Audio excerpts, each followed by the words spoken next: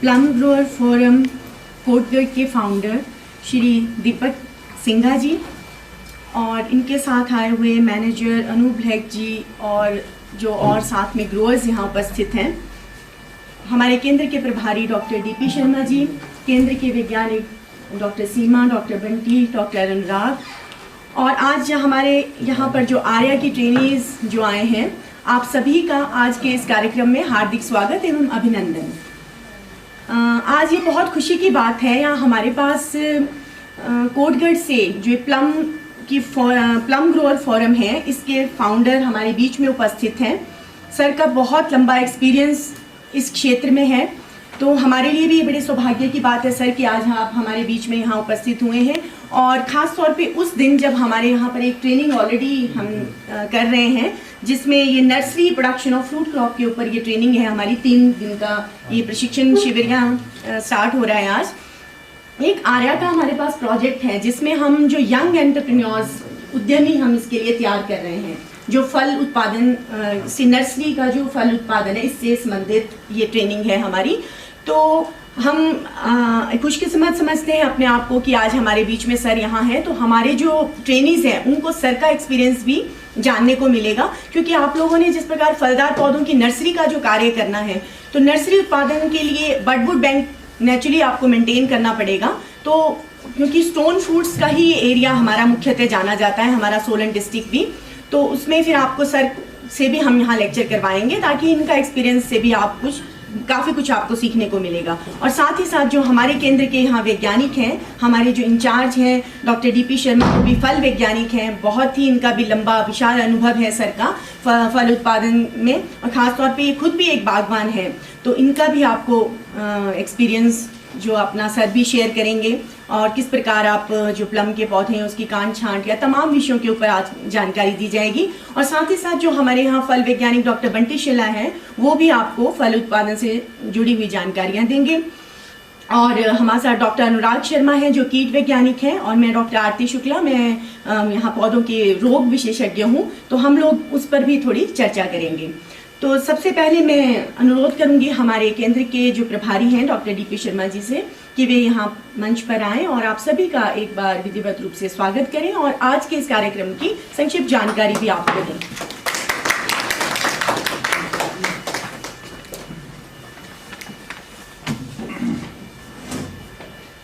सर्वप्रथम सभी को मेरा सादर नमन। हमारे बीच उपस्थित दीपक सिंघा जी, प्लम ग्रोअर फोरम के फाउंडर और एक बहुत बड़े चिंतक, बागवानी के बहुत बड़े चिंतक, और इनका जो चिंतन है वो बिल्कुल हटके है। या तो हम सेब जानते हैं या सब ट्रॉपिकल फ्रूट्स जानते हैं, इसके बीच का जो गैप है वो किसी ने सोचा ही नहीं इस बारे में। तो ये जो चिंतन है और इनके इस चिंतन का ही, मनन का ही आज एक परिणाम है कि हम सब लोग एक जो इनके चिंतन में और जो इनका विचार था, जो इनका विजन था, उसको रूपरेखा में ढालने के लिए हम सब लोग यहाँ जगह जगह से इकट्ठे हुए हैं। हमारे बीच उपस्थित फोरम के सभी सम्माननीय सदस्य, और मेरे लिए तो बड़ी इंपॉर्टेंट बात, प्रगतिशील बागवान कहूँ तो मैं ज़्यादा अच्छी बात रहेगी। हमारे पुराने वैसे तो कर्मचारी हैं, बोथ रेंजर्स, और अब बागवान हो रहे हैं, तो चलो देर आए दुरुस्त आए, तो बहुत अच्छी बात है। आपका भी स्वागत है। मेरे सहयोगी डॉक्टर सीमा, डॉक्टर आरती, डॉक्टर अनुराग, डॉक्टर बंटी, और हमारे बीच एक दूसरी ट्रेनिंग भी चल रही है। सिंघा साहब आज नर्सरी मैनेजमेंट पे हम कोर्स करेगा। हमारे पास आर्या एक प्रोजेक्ट है, attracting and retaining youth in agriculture. उसका उद्देश्य है कि यूथ को हम कैसे एग्रीकल्चर में, तो हमारा एक नर्सरी है, उसमें से एंटरप्रेन्योर हमने उठाया है कि भाई नर्सरी का काम करा जाए। और नर्सरी में जैसे हम अभी बात भी करते हैं, अनुजी के साथ भी डिस्कस हो रहा था कि नर्सरी, मेरा मानना ऐसा है कि जब तक रूट स्टॉक नहीं होंगे, चाहे कोई भी क्रॉप है, स्टोन फ्रूट है, चाहे एप्पल है, चाहे अदर क्रॉप्स है, रूट स्टॉक जब तक नहीं होगा, जब तक वो एक वो है ना कि भाई कर्म बड़ा है कि भाग्य बड़ा है, तो मेरा मानना तो ऐसा है कि कर्म बड़ा है, भाग्य उससे जुड़ा है। जैसे एक उदाहरण दूं, बीज जो है वो कर्म है और पेड़ उसका भाग्य है।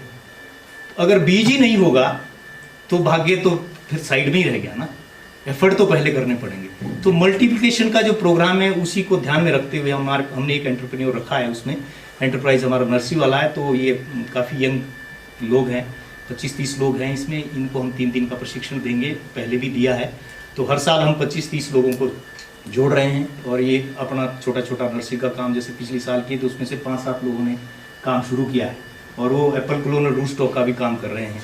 तो धीरे धीरे ऐसे शुरुआत होगी, इंसेंटिव्स आएगा तो अपने आप वो आगे बात बढ़ेगी। खैर, हटके बात होगी, ज़्यादा समय मैं फॉर्मेलिटीज में नहीं रहूँगा। बात है प्लम की। आज का जो विशेष दिन है वो प्लम के लिए है।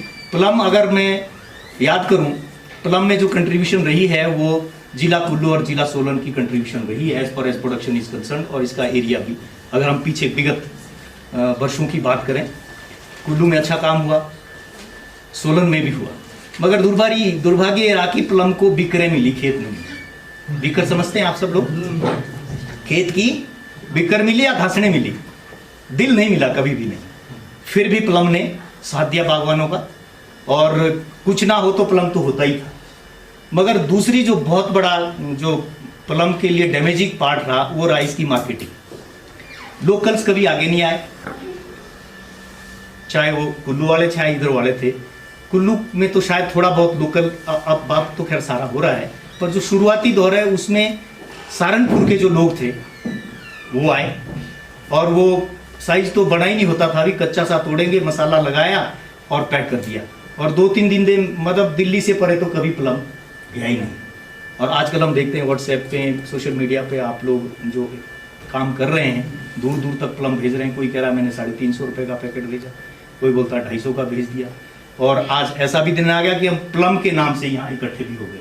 तो सिंघा साहब को हम इस बात की बधाई भी देते हैं कि इनका जो विज़न है वो हिमाचल प्रदेश के किसानों के लिए एक बहुत बड़ा वरदान साबित होगा। एक दिन आने वाले दिनों में हिस्ट्री क्रिएट होगी ही। और प्रिकॉशंस हमें इसमें लेने की ये बात है कि it should be a purely non political organisation रहना चाहिए, ऐसा मेरा अपनी सोच है मेरी। और किसान इसमें एक और हमारी दिक्कत रहती है कि थोड़े इंफॉर्मेशन शेयरिंग में कई किसान जो है ना वो कंजर्वेटिव होते हैं। Sharing of information should not be conservative. आपका भाग्य what is allotted can not be blotted. आपका भाग्य कोई छीन ही नहीं सकता। तो जितनी बढ़िया और सही तरीके से आज तो हमारे पास इतने साधन हैं, सोशल मीडिया है, किसी से मतलब सब कुछ आप with in second without any expenditure हम शेयर कर सकते हैं। तो मेरा ये भी निवेदन रहेगा कि जो इन्फॉर्मेशन शेयरिंग है वो बड़ी ट्रांसपेरेंट होनी चाहिए और बड़ी दिल से होनी, ये सोच के कि भाई यार मेरा छोटा भाई अगर उठ जाता है तो मेरे लिए इससे बड़ी क्या सौभाग्य की बात है। इस पे भी ध्यान दिए जाने की जरूरत है भविष्य में, तभी हम सेब की तरह या सब्जियों की तरह प्लम को भी आगे ले जा पाएंगे। चैलेंजेस बहुत है, जैसे अभी रोडू में बात हो रही थी हमारी किसान से वीरेंद्र जी से, उन्होंने इनिशिएटिव लिया है, बहुत अच्छा इनिशिएटिव लिया है। मायरोगलान के उन्होंने पौधे लगाए हैं, 5-6 साल के पौधे हो गए, कह रहे थे मेरे 350 पौधों का ब्लॉक है डॉक्टर साहब। तो जो उनसे इंफॉर्मेटरी हम प्रिलिमिनरी जो इंफॉर्मेशन ले रहे थे, तो अभी इसमें यही नहीं है पता कि हमें करना क्या है। जैसे रूट स्टॉक कौन सा करना है, हम जो अभी जो कर रहे हैं, अभी तो हम वही कर रहे हैं कि भाई चूल्ही है, चूल्ही पे हमने प्लम लगा दिया और काम हो गया। मगर आज जमाना रूट स्टॉक का है, बेहतर चाहिए, जितना अच्छा रूट स्टॉक होगा उतनी बढ़िया प्रोडक्शन होगी। तो 2-3 रूट स्टॉक जो अच्छे रूट स्टॉक है प्लम के लिए, पिक्सी है, मायरोगलान है, सेंट जूलियन है, इन पे काम किया जा सकता है, कर रहे हैं।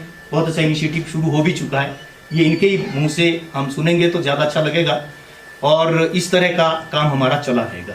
तो मैं ऐसा चाहूँगा सिंघा साहब कि इससे पहले कि हम डेलिब्रेशन शुरू करें, पहले तो सिंघा साहब हम सबको थोड़ा सा उद्बोधन करें हमारा, और उसके बाद जो आपके वैराइटल वर्टिकल हेड हैं अनूप जी, वो भी थोड़ा सा हमें बताएं, ताकि उसको भी ध्यान में रखते हुए हम फिर आगे अपनी उसको थोड़ा सा बढ़ा सकें।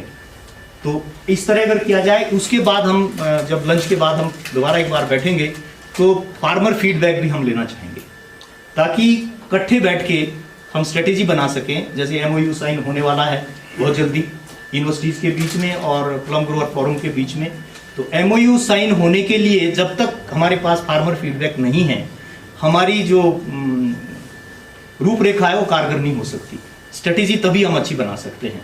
तो जो लोग काम कर रहे हैं, चाहे वो ब्लैक एम्बर पे कर रहा है, चाहे फ्रायर पे कर रहा है, चाहे सेंटा रोजा पे कर रहे हैं, चाहे मेरी पूजा पे कर रहे हैं, चाहे रेडिप्यूट पे कर रहा है, वो सारी एक्सपीरियंसेस भी हमारे शेयर होंगे यहाँ, तो हम कारगर रूप से इसके लिए एक अच्छी स्ट्रेटेजी बना पाएंगे। तो अधिक समय ना देता हुआ मैं निवेदन करता हूँ सिंघा साहब से कि वो थोड़ा सा अपने इस फोरम के बारे में, हाउ ही स्टार्टेड और आज क्या पोजीशन है और किस तरह आगे चाहते हैं ये, उसका थोड़ा सा ये विवेचन करें। Thank you.